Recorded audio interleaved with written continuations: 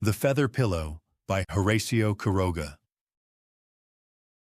Alicia's entire honeymoon gave her hot and cold shivers.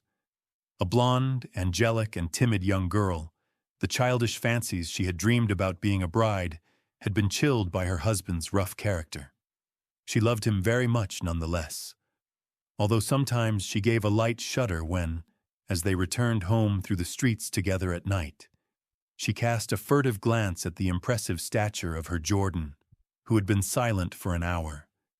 He, for his part, loved her profoundly, but never let it be seen. For 3 months they had been married in April. They lived in a special kind of bliss. Doubtless she would have wished less severity in the rigorous sky of love, more expansive and less cautious tenderness, but her husband's impassive manner always restrained her. The house in which they lived influenced her chills and shuddering to no small degree. The whiteness of the silent patio friezes, columns, and marble statues produced the wintry impression of an enchanted palace. Inside the glacial brilliance of stucco, the completely bare walls affirmed the sensation of unpleasant coldness. As one crossed from one room to another, the echo of his steps reverberated throughout the house, as if long abandonment had sensitized its resonance. Alicia passed the autumn in this strange love nest. She had determined, however, to cast a veil over her former dreams and live like a sleeping beauty in the hostile house, trying not to think about anything until her husband arrived each evening. It is not strange that she grew thin. She had a light attack of influenza that dragged on insidiously for days and days. After that, Alicia's health never returned. Finally, one afternoon, she was able to go into the garden, supported on her husband's arm. She looked around listlessly. Suddenly, Jordan, with deep tenderness, ran his hand very slowly over her head, and Alicia instantly burst into sobs, throwing her arms around his neck. For a long time she cried out all the fears she had kept silent, redoubling her weeping at Jordan's slightest caress. Then her sobs subsided, and she stood a long while, her face hidden in the hollow of his neck, not moving or speaking a word. This was the last day Alicia was well enough to be up. On the following day, she awakened feeling faint. Jordan's doctor examined her with minute attention, prescribing calm and absolute rest. "I don't know," he said to Jordan at the street door. "She has a great weakness that I am unable to explain, and with no vomiting, nothing.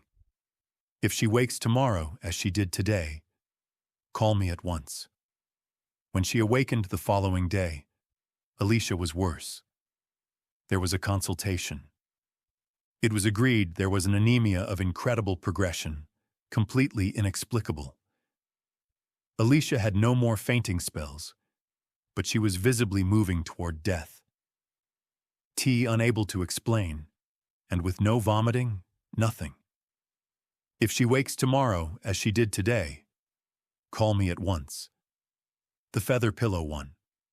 When she awakened the following day, Alicia was worse. There was a consultation. It was agreed there was an anemia of incredible progression, completely inexplicable. Alicia had no more fainting spells, but she was visibly moving toward death. The lights were lighted all day long in her bedroom, and there was complete silence. Hours went by without the slightest sound. Alicia dozed. Jordan virtually lived in the drawing room, which was also always lighted. With tireless persistence, he paced ceaselessly from one end of the room to the other. The carpet swallowed his steps. At times he entered the bedroom and continued his silent pacing back and forth alongside the bed, stopping for an instant at each end to regard his wife. Suddenly, Alicia began to have hallucinations, vague images, at first seeming to float in the air, then descending to floor level. Her eyes excessively wide, she stared continuously at the carpet on either side of the head of her bed. One night, she suddenly focused on one spot. Then she opened her mouth to scream, and pearls of sweat suddenly beaded her nose and lips. "Jordan! Jordan!" she clamored, rigid with fright, still staring at the carpet. Jordan ran to the bedroom, and when she saw him appear, Alicia screamed with terror. "It's I, Alicia! It's I!" Alicia looked at him confusedly. She looked at the carpet. She looked at him once again. And after a long moment of stupefied confrontation, she regained her senses. She smiled and took her husband's hand in hers, caressing it, trembling, for half an hour. Among her most persistent hallucinations was that of an anthropoid poised on his fingertips on the carpet, staring at her. The doctors returned, but to no avail. They saw before them a diminishing life, a life bleeding away day by day, hour by hour, absolutely without their knowing why. During their last consultation, Alicia lay in a stupor while they took her pulse, passing her inert wrist from one to another. They observed her a long time in silence and then moved into the dining room. Phew. The discouraged chief physician shrugged his shoulders. "It is an inexplicable case. There is little we can do." "That's my last hope," Jordan groaned, and he staggered blindly against the table. Alicia's life was fading away in the sub-delirium of anemia, a delirium which grew worse through the evening hours, but which let up somewhat after dawn. The illness never worsened during the daytime, but each morning she awakened pale as death, almost in a swoon. It seemed only at night that her life drained out of her in new waves of blood. Always when she awakened, she had the sensation of lying collapsed in the bed with a 1,000,000-pound weight on top of her. Following the third day of this relapse, she never left her bed again. She could scarcely move her head.